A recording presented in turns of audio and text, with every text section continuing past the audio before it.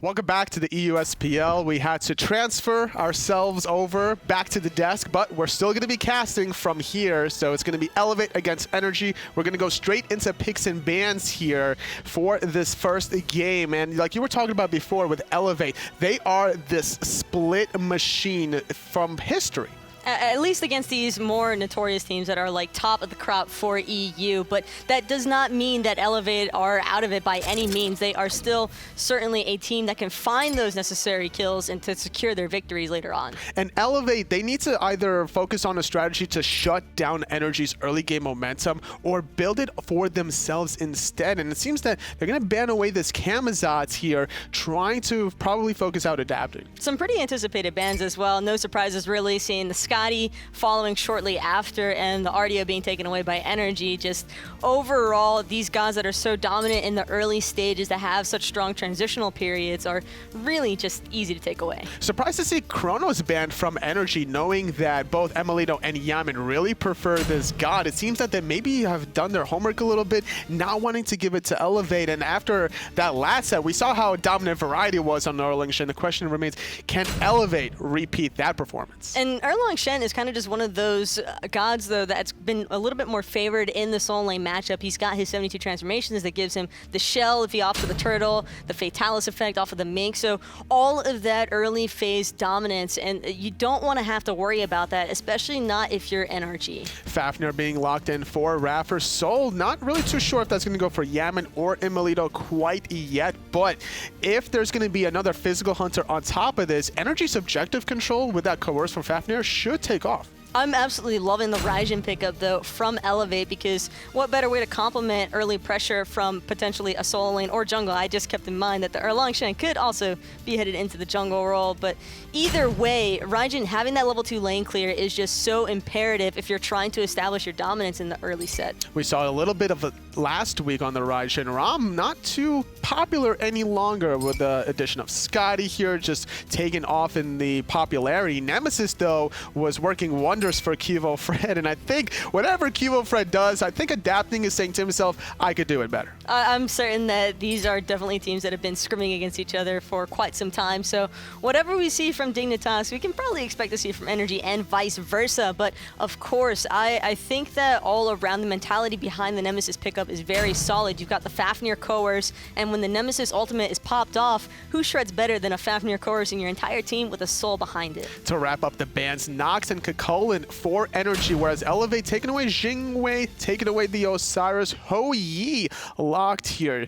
Still leads me to believe that that will be for emilitoo. I would have to agree with that one. I can't really see the reasoning behind a soul going into the duo lane, although it wouldn't surprise me too much considering that emilitoo is one of those guys who loves playing his magical ADC, so it's always a little bit of room for flexibility for NRG.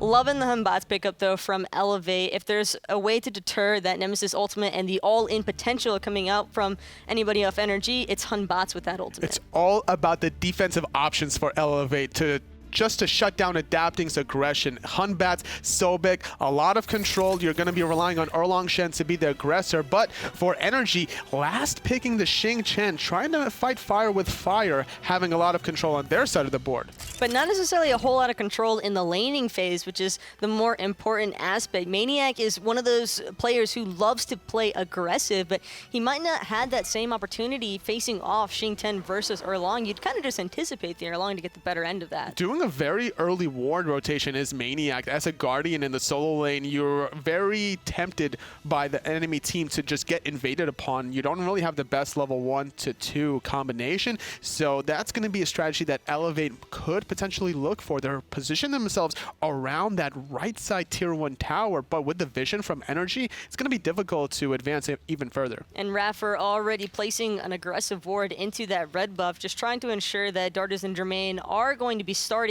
off at that buff. It appears as though iRaffer could potentially be trying to swing around into this mid lane and get an early gank off onto DeathPanter. Yes, Hand of the Gods. He's just going to be looking for a clean steal walk away. Jermain left alone 1v2. His support Dardez in the mid lane trying to help out the new DeathPanter. Clean red buff invade, and emilitoo not even letting Jermain try to get these back harpies for free.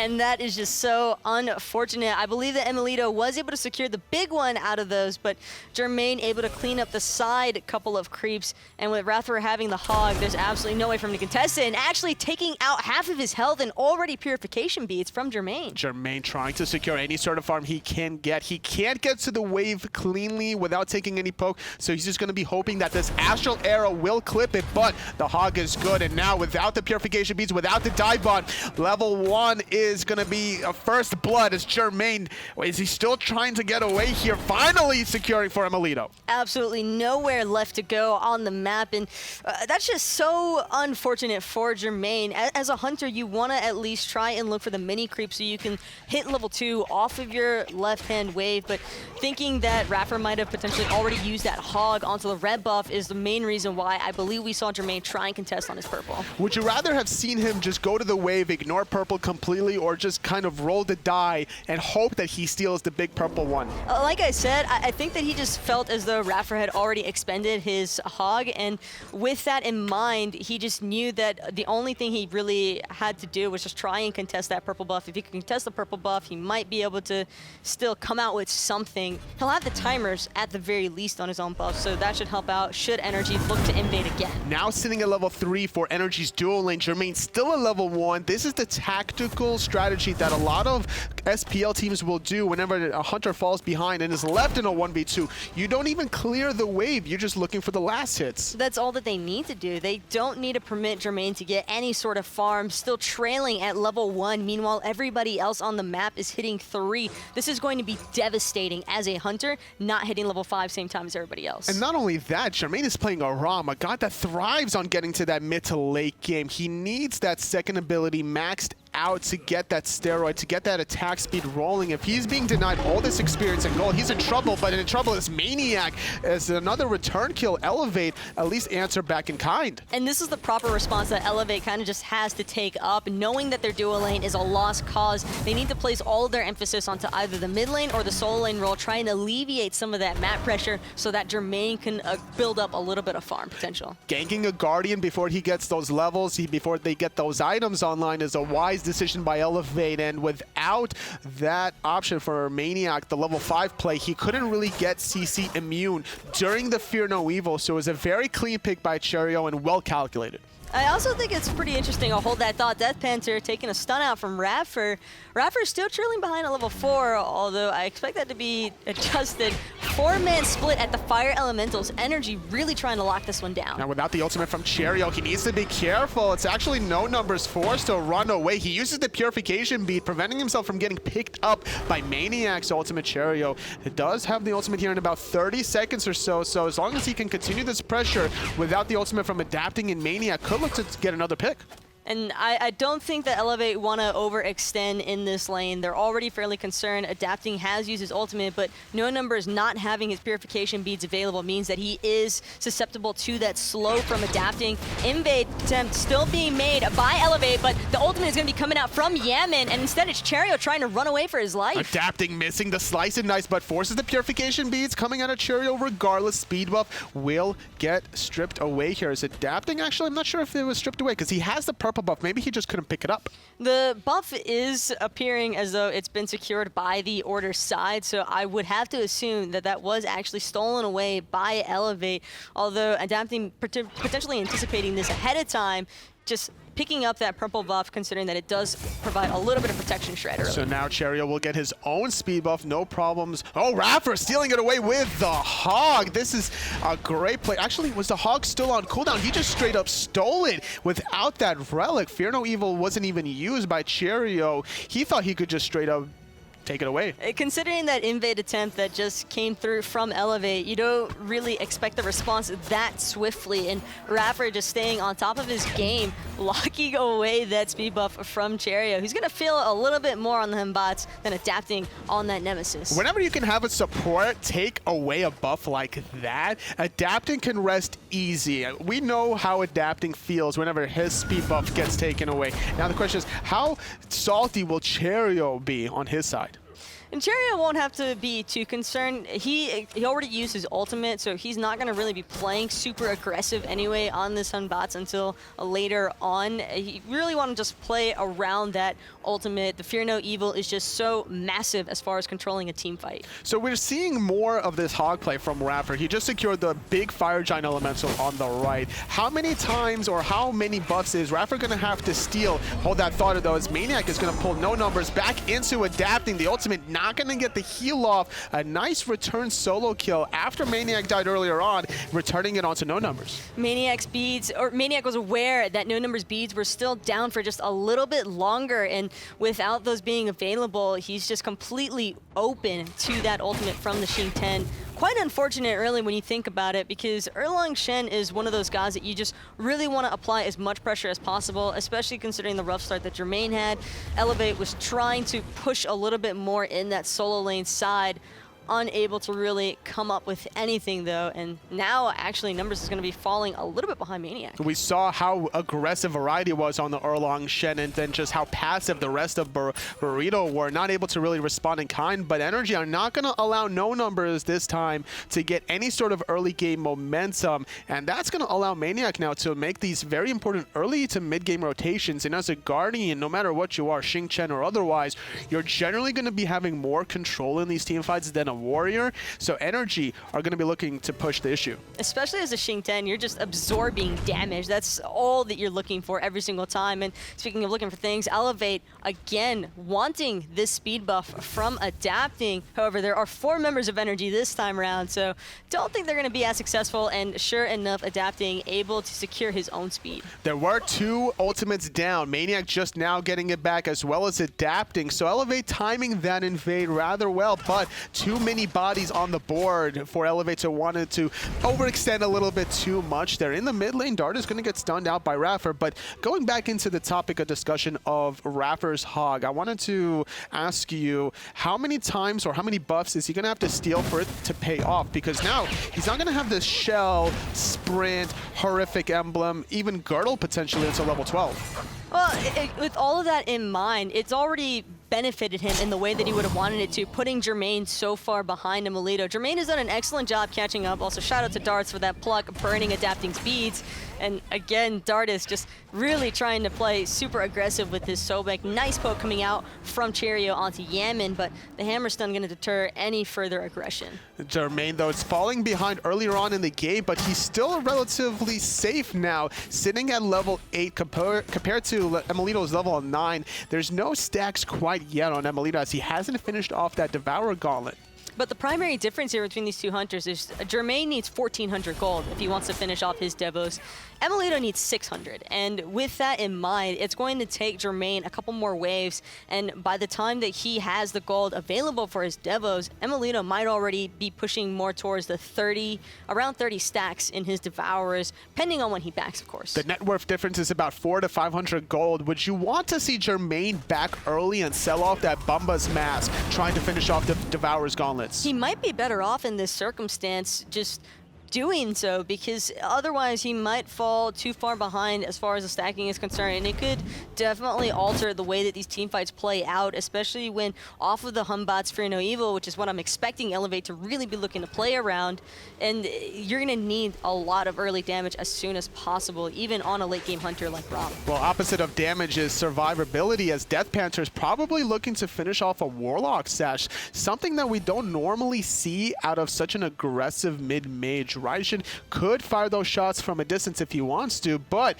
trying to secure those Raiju chain lightning effects is not a bad idea either. It makes sense because he knows that he already has enough damage to clear out the lanes pretty safely. What he wants to avoid is that all-in one-shot from adapting and Yammyn's combination, more importantly, because Nemesis Soul, that is one way to just completely blow up anybody that gets hit by both. And going for a very aggressive option with more penetration is adapting, probably going to look to finish off that Brawler speed stack, whereas Cherryo, finishing off Hydra's Lament, has a 1-level lead, but adapting just now hitting level 10, so probably about 1.5 for Cherryo. So he's going to get that second relic before adapting, and I'm expecting to see a very aggressive blink Batz out of Cherryo. I think that there's really no other way to go in this kind of circumstance. They need that engage from Cherryo. It's not even about playing defensive anymore because Invades, sure, they've got some great counter engage, but it's all about Cherryo getting the blink engages to me. It's all about what he can bring to the table. Nice forcing of the beats yet again. maniaKK using his ultimate, which is a shorter cooldown than that of the Purification beats added no numbers. Not to mention adapting is probably going to be now looking at this as an opportunity to find another pick. And with iRaffer having his hog available, he wants to go ahead and invade this speed buff as well. Cherryo already trying to pull it. He's got the rest of his squad by his side, but DeathPanter could be in a little bit of danger, taking a decent bit of poke from Yammyn. Stellar burst on the mark, but with a little bit of health from that tier 2 Warlock Sash, it's not really enough for the rest of NRG to capitalize off of it. Blue buff hasn't respawned for Elevate, but adapting still sitting on the right-hand side. I think he might be looking for no numbers because that Purification is down. And Cherryo is well aware of this as well, so he's trying to keep that in mind, hovering around the solo lane side to provide as much help to no numbers as possible. And Jermain probably just happy he can secure his own buffs right now. Really surprised to see emilitoo use the Purification beads there. Now, I know that as a Rama, you get consecutive Astral Arrows off. The slow does stack, but do you expect emilitoo was in any danger there? It wasn't really in danger from Jermain as much as he was in danger to the potential rotation from the rest of Jermain's team. Dardez and DeathPanter are close enough in that little corridor to really move over fast enough, and Jermain has plenty of time to buy because of his ultimate. Items are being complete for both solo laners. We're seeing Genji's guard complete for no numbers, trying to survive a little longer against maniaKK. Breastplate of Valor for the Xing Tian. Not seeing these rotations out of the solo laners quite yet as they're both level 12. Sprint for no numbers, trying to get more mobility, and the very aggressive blink for maniaKK. And I love this relic choice by both of these solo laners because they both keep in mind the rest of their team. No numbers wants that sprint because you're against a Nemesis, and anytime you're against a Nemesis, it doesn't matter who adapting chooses to go on. If you can just sprint your entire team out of danger, that is the best way to go. Same can be said for maniaKK on the Xing 10 with the blink engage. We're talking about the level 12 power play potential for Cherryo. He has reached it before adapting, did get the blink for himself as well. Question remains is, where is he going to go with it? He's walking over a ward from NRG's side, so they're going to be making necessary adjustments here. Nice turtle shell, preventing a lot of damage from that Furious Roar. It always looks a little bit funny though, just getting caught in place because of the way that Xing 10 works out with that mild root, but it's just one of those fun interactions. Oh, and another fun interaction for Elevate, but adapting is going to not use the beads. He took no damage after he used his own shield, and Cherryo not on the mark with that blink. Hunbat's ult, very surprising. Very surprising, but the worst of all is the fact that adapting did get away from that one for free. And adapting actually opting to pick up an Aegis as his secondary relic. So pretty defensive relics all around from NRG. I'm expecting a lot of the aggression to just come off of iRaffer. More surprising than the Aegis for adapting is that he went into Jotun's Wrath instead of the Brawler Speed Stick. Normally you want to get the flat pen or the bigger spike of it and for a cheaper cost, but it seems that the cooldown reduction is what he's really leaning towards. Valuing cooldown reduction is the way to go, in my opinion, though, because he's probably going to be playing off of maniaKK quite a decent bit. He's already been hanging around that solo lane for a while and made quite a few rotations there. There's been multiple plays onto the speed buff. NRG really wants to try and put as much pressure as possible onto Cherryo. There's no ultimate for Cherryo, but there is for adapting. He's going to force out the disengage. The supernova coming out. No numbers forced to disengage. Nice stun coming out of iRaffer, but the ultimate from DeathPanter keeping everyone in bay. Until maniaKK decides to blink in and make his appearance. Ultimate is good, forcing out the beads, but Cherryo unable to get away. Adapting cleans that one up nicely. However, his beads are still up, and so he's able to avoid the pluck from Dardez. iRaffer finding a stun onto DeathPanter. Stellar Burst doing quite a bit as well. Finally, speed buff being focused on. Nice rotation coming out of emilitoo before Jermain, and that's going to be a nice speed buff secure. They found the pick. They got the objective that they were looking for, and NRG walk away cleanly. It's a slow and steady pace game between these two teams. Maybe not so slow and steady, though. NRG aren't done quite yet, aggressing onto this Portal Demon, and it's already half health. Yammyn is completely shredding away at this with emilitoo. Jermain made a half rotation, didn't fully commit. Numbers still in NRG's favor. It was a 5-on-3 with the death of Cherryo, with the non-rotation from Jermain. Jermain looking to get those oracles on the left-hand side. He doesn't have the DPS or the sustain quite yet to finish off this Gold Fury before he finishes off stacking that Devo Gloves, only sending about 25 or so. And it's just such a disadvantage for Jermain either way, trying to make that rotation. emilitoo already had the Executioner finished for the Hu-Yi, so his damage output is going to be a little bit higher than Jermain's anyway, providing some more utility to NRG as opposed to Jermain on Elevate. Elevate going to start the Gulf here. They have the ultimates that they need. Not too much of aggression here, though. maniaKK going in, going to chuck one in. DeathPanter trying to zone everybody on the backhand side. Adapting doesn't have the beads to get out of the Fear No Evil, but he gets the shield off in the nick of time. Except it's not going to be safe quite yet, but Jermain ultimate just off the mark. emilitoo dropping the Suns down onto DeathPanter, trying to see if he can secure a kill. iRaffer not in any danger whatsoever, as No Numbers actually taking quite a lot of his health from emilitoo. emilitoo has no fear at all. He was going 1v1 against No Numbers. The rest of his team backed up north, and behind him was DeathPanter just out of range from dropping the Raijin and continuing off with the percussive storm. emilitoo feeling very brave. Unfortunately for DeathPanter, his ultimate just wasn't able to deal enough damage to lock down Adapting while that Fear No Evil was ticking. And as soon as he made it out, that shield from Nemesis just completely deters any further pursuit. Is this because of Warlock's Sash that DeathPanter didn't have the damage?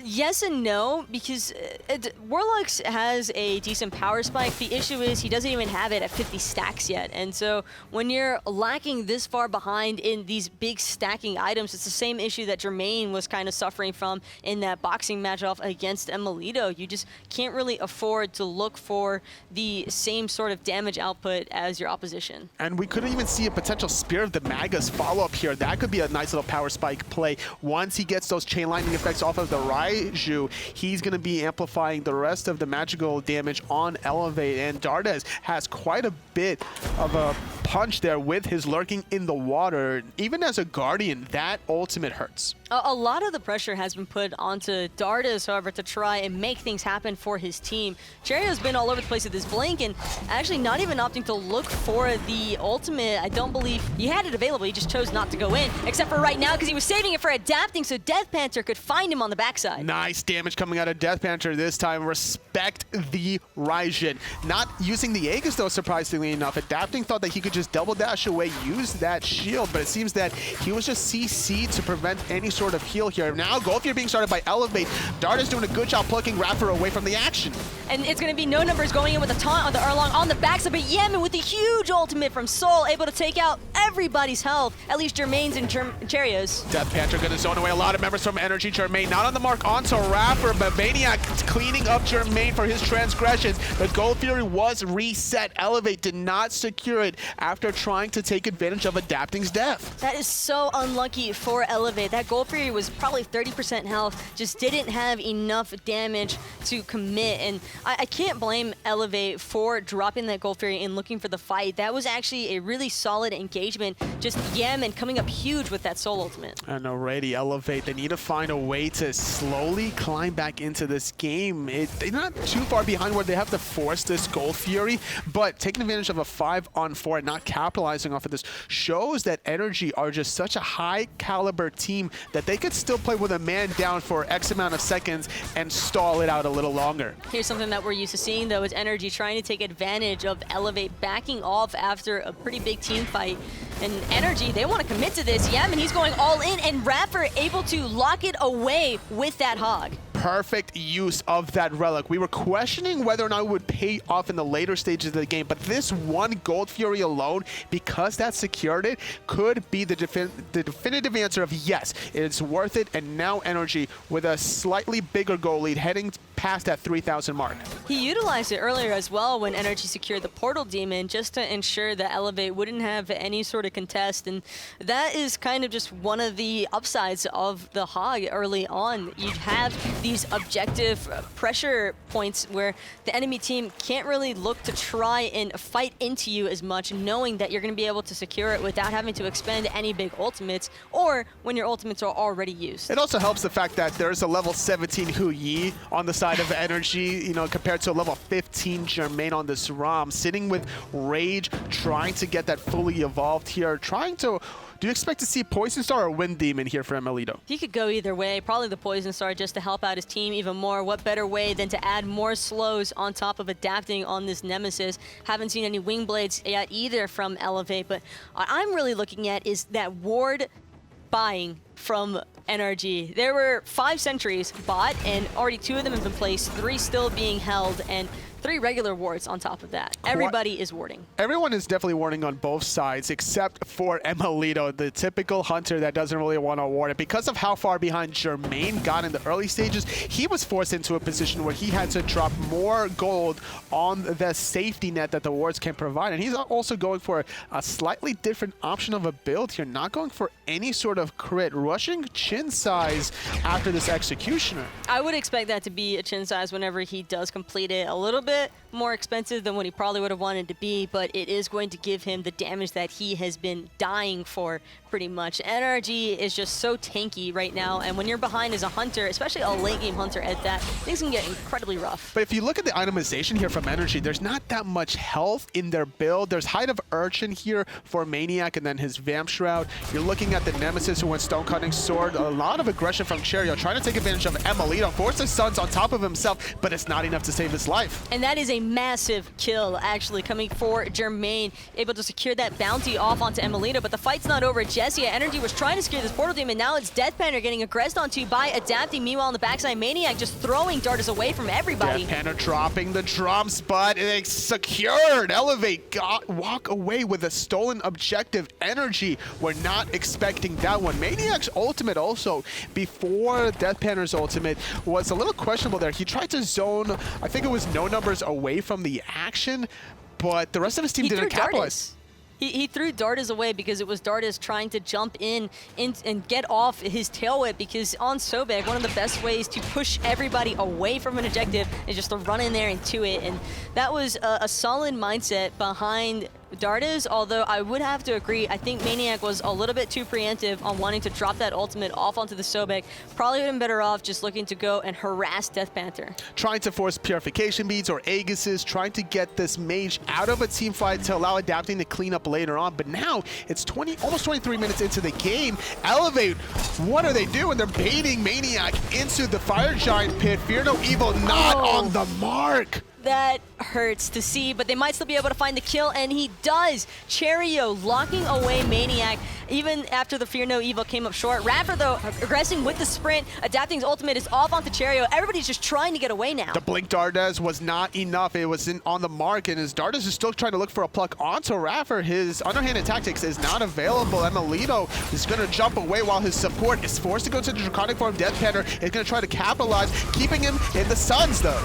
And that was a beautiful ultimate from DeathPanter. Meanwhile, Dardez is getting aggressed onto pretty heavily by Yammyn, but Yammyn forced out into 1 HP. The Disappariate might buy him enough time, except there's going to be no numbers chasing him into that T2 tower, using the Purification Beads to avoid any sort of slow. A 2 for nothing, but a lot of members from Elevate are very low, adapting, buying some time with that Nemesis shield. Speed buff will be stripped away from NRG, but I think NRG are thanking themselves that they bought enough time now for maniaK to respawn, and because of everyone being so low from Elevate. What is this? Is this season 3 now? A teleport in a solo lane? maniaK going back into his roots. And it's not a very common pickup, but it certainly came in handy just then for NRG. I believe the mentality behind this Xing 10 was to get an early upgrade potentially off of this teleport. Look for the TP into the back line with those wards, which is also another reason why you might be seeing such heavy ward coverage. Opting to TP to your T1 tower, though, when the enemy team is so close to Fire Giant, always a solid choice. Well, Elevate were too low to try to start the Fire Giant, but they went back to heal and starting up this gold here because Yammyn was still dead once they started it. Secured the objective, pulling iRaffer for a little bit more damage with Chinsai's Executioner's complete. iRaffer's just going to get melted if he gets plugged again.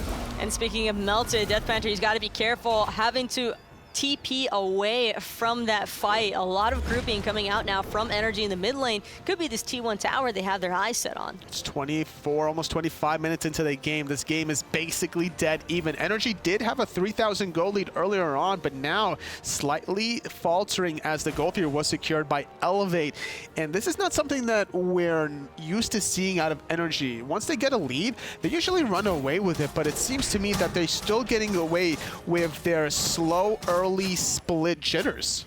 Elevate, for me, that was a primary example of down but not out. And NRG, although it looked like they were about to start boosting their lead even further after locking away that Gold Fury, it just came through. All the pieces fell together for Elevate. Cherryo gets an excellent gank off onto emilitoo, forces out the Hunter's actives, and manages to pick up the kill with Jermain.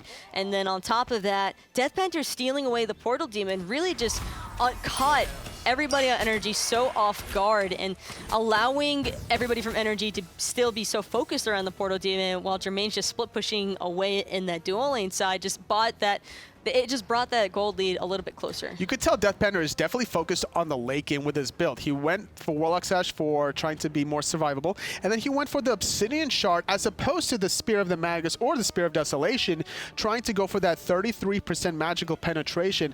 But as Raijin, wouldn't you rather get Spear of the Magus trying to stack with the Raijus? Well, the two members that have been in Elevate's face the most has been Adapting, Xing, and the Fafnir. So keeping those three gods in mind, well, Adapting is playing Nemesis, but either way, keeping those three gods in mind, and they're going to be the ones absorbing all of the damage, or at least the brunt of it. So you want to be able to shred through them as quickly as possible, which is why we see Jermain opting for this pen-oriented build as well, and it's been working out pretty efficiently for him so far. As long as they're focusing the objectives that have the protections and they have all this penetration, more success for Elevate as they're still grouping up around the mid into the Fire Giant. This is the time when all the teams are going to be grouped up on the right-hand side of the map. Portal Demon has respawned as well. Elevate looking to control some of the sentry vision.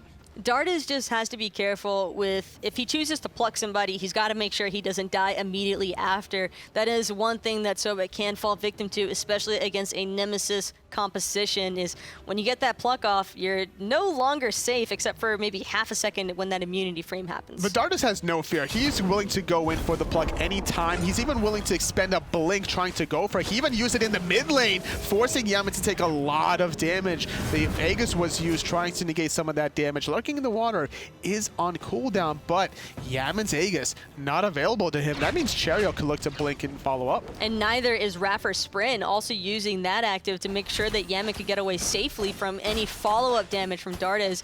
Elevate immediately looking to siege this Portal Demon. That is the right call. It's just a bait here. maniaKK is going to blink in, find the knockup onto Jermain. Furious Roar to follow up. DeathPanter is using that ultimate very early in this engagement, but it's actually Jermain forced to roll away, going into the sky, trying to see if he can pick off anybody, but nobody's really that low. Yammyn gets hit by all three, however. And Jermain is trying to turn around to maniaKK, who aggressed just a little bit too deep, trying to ult Jermain, lock away that kill, but unfortunately for him, it's going to be his life instead. And now iRaffer looking to be the next target for Elevate, but everybody from NRG would much rather just back off.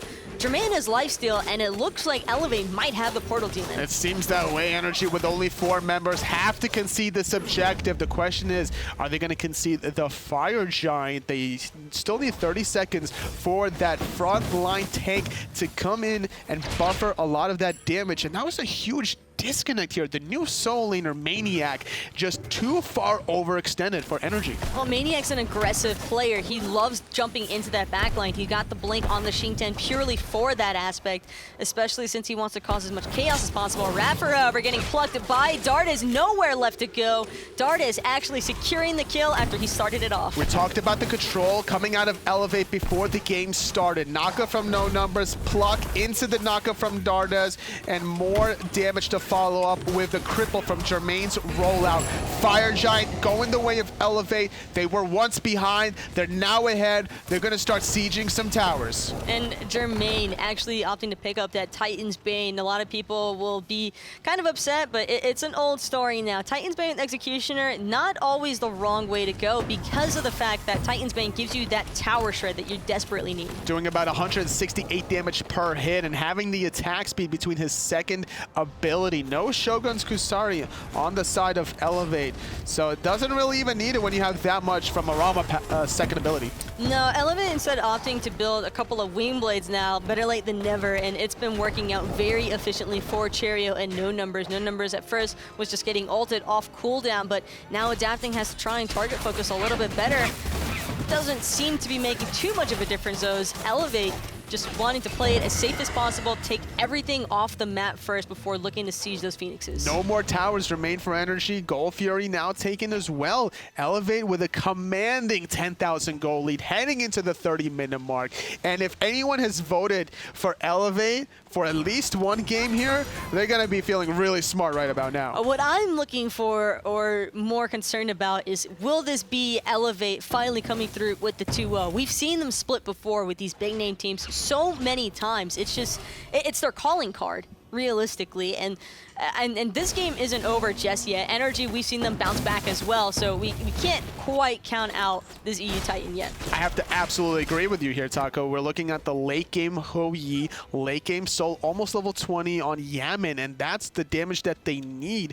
It's not a situation where NRG are behind gold and experience, only on the gold category, so they have the abilities necessary to keep these Phoenixes alive as long as they don't overextend too much like they did previously. One other thing too is that Adapting has this AA base build for the Nemesis. When you pick up a stone cutting sword and an executioner, probably a chin size following that, you're really looking to stick close to your target, but Elevate are not permitting Adapting to do any of that. Slow and steady is the game for Elevate as they start the siege on the left side. NRG still trying to figure out the right angle to come through. Adapting is going to hold on to the middle, expecting probably a one-on-one between these two junglers. We could see a very aggressive blink engage by either Cherryo or Dardez, honestly. It doesn't matter which. It's probably going to be Cherryo looking to blink engage initially, waiting for the right amount of grouping from NRG, force out as many actives as possible, and just cause so much chaos with that Fear No Evil. We're seeing a nice ultimate from maniaKK. It forced out the beads earlier on, but it's just not enough to really stop this Phoenix siege. We're seeing iRaffer disarm a few members, Jermain specifically, going to stall him out. Phoenix at about a little less than half health. No one from NRG are overextending. They're still so patient. They have to be patient. iRaffer is just getting destroyed by these in-hands from Jermain, and Jermain able to lock away the first Phoenix on the left-hand side. Now DeathPanter going up into the ultimate, trying to find the kill. Jermain actually cleaning that one up, and everybody else from NRG trying to collapse, but so far it's to no use. It's actually Cherryo that secured the middle Phoenix at the same time. He wasn't even in that team fight. Elevate, they found a pick in a 4-on-5. NRG should have had that fight, but they lose the fight, they lose left Phoenix, now they lose mid Phoenix, and soon to follow will be that last one on the right-hand side. Elevate just prioritize the Phoenix, and that is exactly what you want your Hunter to do every single time. Even DeathPanter was just trying to whack away on that left-hand side Phoenix, and when NRG decided to engage, it was already too late for their mid lane Phoenix. All 5 ultimates being expended on both sides, and the only member to die out of that was iRaffer. They almost killed Jermain, to be fair. They did force out his relics very early in that engagement, but no one else could really capitalize off of it because of how low iRaffer was. That's the one issue with a Fafnir is once you transform into the dragon, you're a sitting duck, and DeathPanter immediately went into the drums and threw all 4 out of them, keeping iRaffer in place, finding a very clean pick. Oh, that's also just the downside of opting to pick up a hog so early on. We're starting to see the repercussions for it later on in the game. 33 minutes on climbing. Hog doesn't really have too much use to you now. Your team should be securing the objectives based off of their own damage, and so having the Hog, sure, it still gives them a possibility to look to steal away a Portal Demon or even a Fire Giant potentially. It's just not enough, however, where a Shell could possibly impact this. I was going to mention Shell because there's none in this game. All 10 relic slots and not a single Shell to be called upon. And that alone could have been the issue to save him. But Yammyn taking a lot of damage. He's going to go into the Separate, trying to run away as well as his dual lane buddy emilitoo, but no numbers is not going to let him off the hook quite yet. Yammyn trying to peel for himself with that supernova. maniaKK going to get clipped by that lurking in the water, and that's another clean pick for Elevate. They're going to continue on in a 5-on-4. Everybody from NRG was so busy trying to protect Yammyn that they completely ignored maniaKK on the backside, just getting shredded away. And now they all had to back off.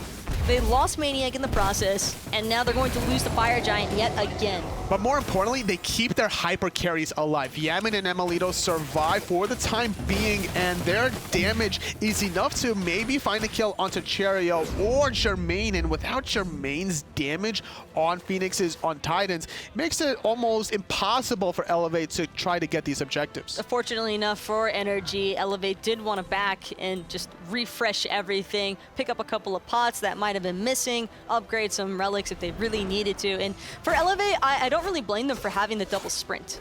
10 seconds remain on maniaKK on the right. With left side, Yammyn is trying to push it out as far as possible. This leaves the right side Phoenix exposed. Jermain doing more than 200 damage per hit on that Phoenix. All three stripped away from NRG. The Titan is now being looked at. Cherryo, I think he wants to try to go in here. And it's going to be a full commit from Elevate onto this Titan. Absolutely no chance whatsoever. Cherryo loving the placement of that Fear No Evil right on top of the Titan, just allowing as much hectic happenings as possible on top of that Titan. You can never count Elevate out. They were in it to win it the whole time. It just didn't seem that they were out of it mentally, despite how much aggression that maniaKK and Adapting did have on No Numbers in the earlier stages. It just didn't falter. I think No Numbers kind of just recognized that he was going to be the sacrificial lamb in this game. He knew that Adapting was hovering around his dual or his solo lane side the entire time. And with that in mind, you kind of just accept that fate. You want to buy your Hunter as much time as possible. Elevate were able to do so. Jermain made the comeback after such a, that was a horrible start. It was, but